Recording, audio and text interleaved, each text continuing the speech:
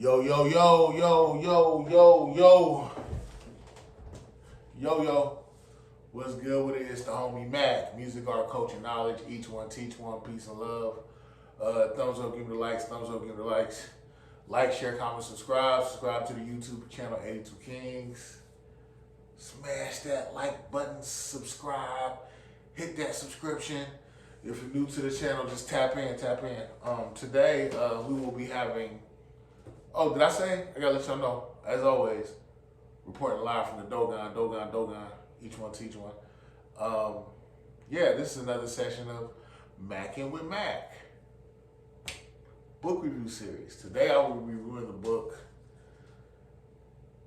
Superman versus the Ku Klux Klan. See it? Superman versus the Ku Klux Klan. Written by Rick Bowers. This book is short. It was published by National Geographic.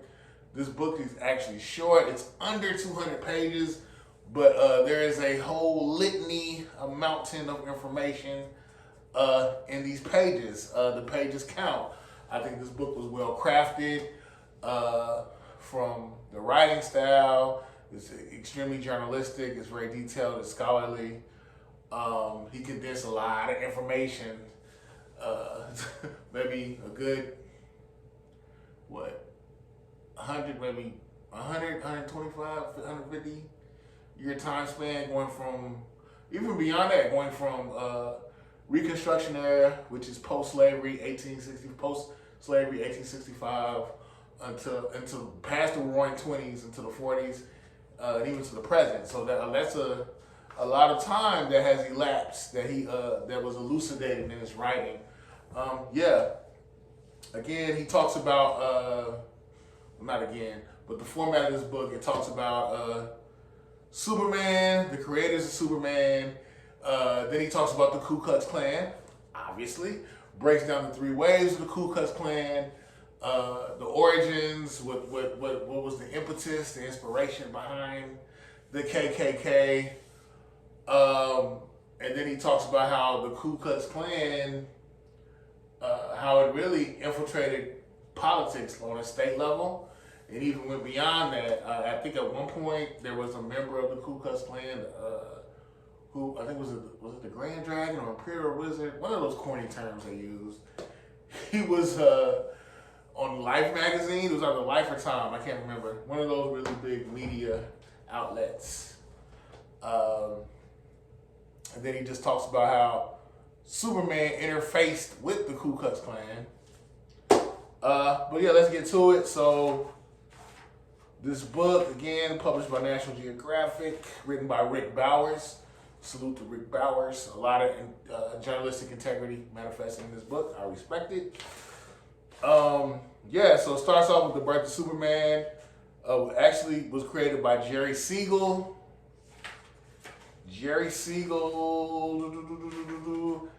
As well as Joe Shuster. They lived in Cleveland, Ohio, metropolitan Cleveland. They created the cold concept of the Superman. Interestingly enough, and if I can remember this later down the road in this book review, I will talk about the correlation between Superman and the Uberman theory, but none other than the OG homie Friedrich Nietzsche. Hopefully I remember and I can break that down. But a lot going on right now. But so they created the character Superman, Jerry Siegel and Joe Shuster. Did I say his name right? I think I pronounced it right. Hold up. Yes, I believe. Give me 1 second. Jerry Siegel and none other than Joe Shuster created the whole Superman concept. Both were Jewish. And interestingly enough, the whole story of Superman, or Kal-El, from Kryptonite, who was discovered in Smallville by the Kents, there's a direct correlation between that and none other than Moses. Moshe, I mean, we can play with the words, but Moses, the Hebrew, who was discovered in the river by Pharaoh's daughter, or one of Pharaoh's the inhabitants of, I guess, the royal family. Someone that had a connection. I believe it was his daughter. I'm not a biblical scholar. I'm working on it. Lord, I'm working on it. I'm not a biblical scholar, but someone from Pharaoh's royal court discovered Moses. So you can see how that's akin to Kal-El or Superman being discovered by the Kents in Smallville. So it talks about that, how Superman, the character of Superman, he stood on the side of the oppressed. He was a fighter. He stood for justice. He was justice made manifest. A god, if you will, even superpowers, all that. And then this book talks about the Ku Klux Klan. Obviously, it talks about the three waves of the Ku Klux Klan. Starting off with the first wave, which is Reconstruction, 1865, post-slavery, Freedmen's Bureau, all that jazz. Look it up. I was a history major, by the way. History and public policy. But yeah, anyway, look up those terms, Freedmen's Bureau, Reconstruction. And from that, there was a lot of white anxiety, a lot of white distress, a lot of white tears. Oh my gosh, we don't have any more slaves. Oh my gosh, who's going to do this work? How are we going to maintain our status? This, that, and the third. So they felt as though black people are, how dare these black people be acknowledged as citizens? How dare these black people be privy to owning property, to being educated, to becoming functional citizens within an American construct, and that served as a threat to the white power structure. So these white people, specifically in the South, Confederacy and the Confederate, they wanted to sustain their power. So they're thinking, okay, we don't want to be thwarted by these black folks. We have to figure out how to sustain our power. Even though white slave owners did receive reparations, they did still feel like politically they could be overwhelmed. They felt like these black people again would replace them, or even, dare I say, do to them what they did to them, meaning how they mistreated, enslaved black people. Those black people may gain power and rise up against them and make them their slaves. So it's a fear thing. Fear is a mofo. Fear is a crippling currency. Let me say that again. Fear is a crippling currency. These black folks that came out of slavery, they weren't trying to enslave nobody. They weren't trying to overthrow anybody. They wanted to be recognized as citizens and, become free-flowing citizens. But anyway, there's a threat. There's an impending doom of black people politicizing themselves, black people becoming self-determined. So as a result, white people, they feel like we need to, the term that the Klan used was we are 100% American. 100% American. So they felt as though, okay, we have to sustain our power. We're going to sustain our power by creating the invisible empire that's going to invoke fear and terror through the night and the shadows. Again, fear is a mofo. And they created the Ku Klux Klan. Interestingly enough, the people who fomented the Ku Klux Klan, they were actually well read in Greek and Latin. So some of the terminology they used, I want to say it was Latin. I want to say it was Greek. I take that back. It's either Greek or Latin. I'm leaning more towards the Greek. But Ku Klux Klan, it translates to circle or band. So circle, band of brothers. That is what I heard. Well, not heard. That's what I researched and read. Not only in this book, but yeah, that was the impetus behind the phrase Klan, band of brothers.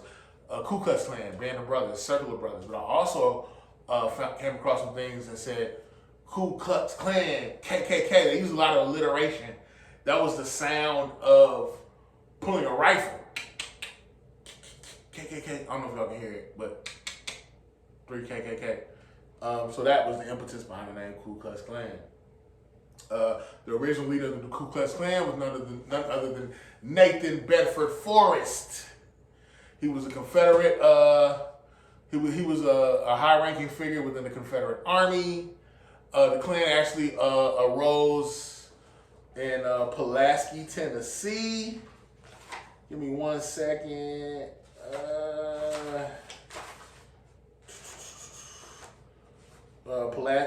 The original Klan manifested came about in Pulaski, Tennessee. Looking through my notes. Give me 1 second. Nathan Bedford Forrest, Pulaski, Tennessee. He was the first Klan leader. What did they do? They had lynchings where they would kill black people. They would intimidate them not to vote, do various things to just to threaten their welfare and their livelihood. They would even go as far to coming from church, right after church, pick a nigga. You know the whole story behind that. If you don't, look that up. They would actually have lynchings after church service. They would actually even go as far to consume black men that they lynched. Even go as far as to cutting off the genitalia, keeping them in mason jars as if they were hunting wild game. That was the nature of the Klan. There was I found this out through this book. There's actually a subset or a group of people within the Klan, like enforcers that were called like the ass terrors. Yeah, the ass terrors. Read that. It's in this book. And they would actually eviscerate, disembowel people, mutilate people. Yeah, and I think as I mentioned earlier, even consume people. Yeah, but anyway, the second wave of the Ku Klux Klan was was led by none other than William J. Simmons. He was the son of a Civil War veteran from the Deep South. His father had ridden with the original Night Riders during Reconstruction. As a boy growing up on his family's farm in the hamlet of Harpersville, Alabama, Simmons first heard the romanticized accounts of the valiant hooded Night Riders and saw the fear in the eyes of black servants and field hands who had felt their wrath. So yeah, Simmons is getting all these people together, using fear as a tactic. The very interesting thing is, at the peak or the top of the Klan, they were making money. They were capitalizing on people's ignorance. These people within the Klan, they had to rent their robes. They couldn't even own their robes. They were cashing out on the fear. And the high-ranking members of the Klan were cashing out on the fear and the anxiety of white people. Isn't that something? Yeah, white people capitalizing off the fear of white people. Interesting. Let's see.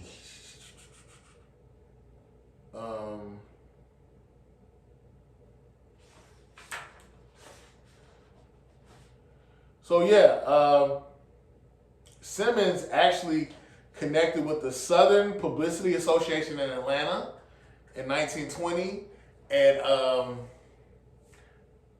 essentially created a marketing scheme, creating a whole there was a whole employment of marketing as a tactic to garner more members of the Ku Klux Klan to join the Ku Klux Klan. At one point, I believe, they had over 4 million members. So the film Birth of a Nation came out by D.W. Griffith. Was it D.W. Griffith? I believe D.W. Griffith. The people and in the film Birth of a Nation, black people were depicted as being lazy. The men were whoremongers, and the black men were whoremongers and rapists looking for white women to prey on. And thank God for the Klan. They were here to preserve the sanctity and the pristine nature of white folks, specifically white women, to maintain the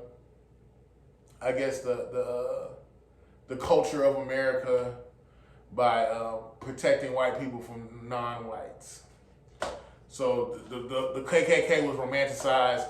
And actually in Atlanta, when this film was shown, after the patrons watched the film, they walk out the movie theater And there's a whole bunch of Klansmen, you know, with their signs, talking about how great they were and how they're here to serve and help maintain the 100% Americans, as they said, the sanctity of whiteness, and I guess protecting the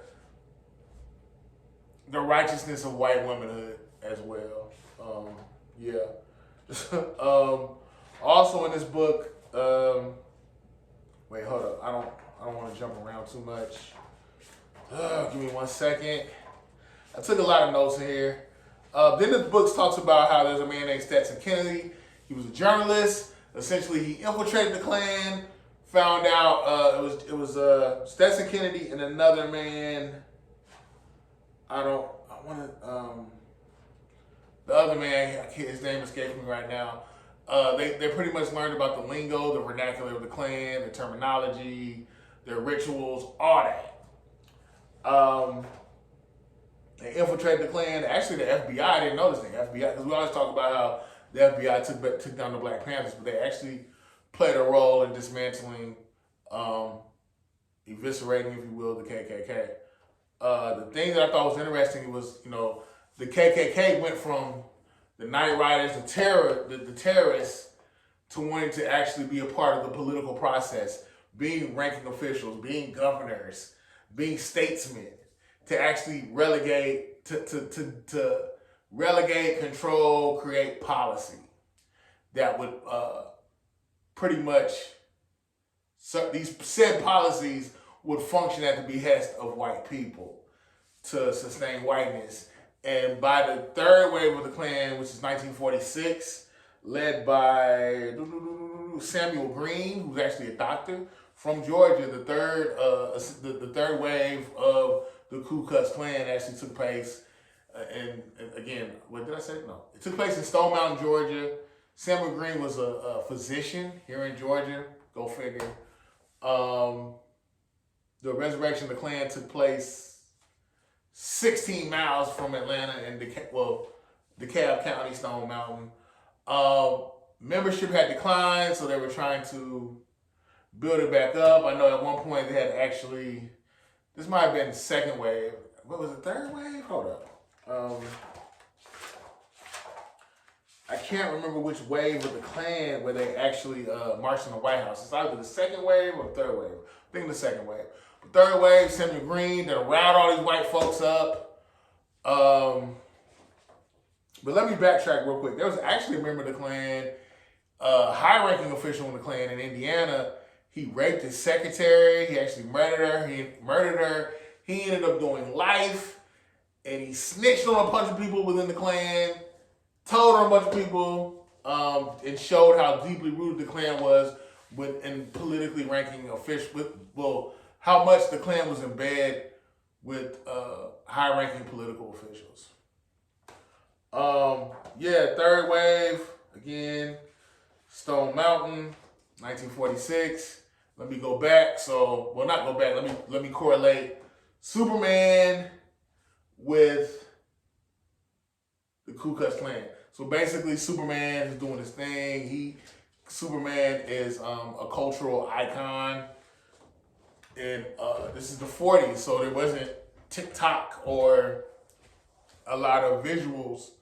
The main thing was radio. So Superman was already on the radio, but Stetson Kennedy provided information to give the creators of Superman, the production company behind Superman, the understanding of the Klan. Because the goal was, the people that created Superman, they felt like, let's not just talk about villains and mad scientists. Let's talk about, in threats that are domestic here in America. And let's talk about tolerance and acceptance. And let's talk about coming down on those who want to stymie or thwart tolerance and acceptance in this country, who want to promulgate racism. So they felt like, let's show Superman going against the domestic terror. Make a long story short, it talks about how Superman took down the Clan of the Fiery Cross in Metropolis. The Clan of the Fiery Cross, obviously being the Ku Klux Klan.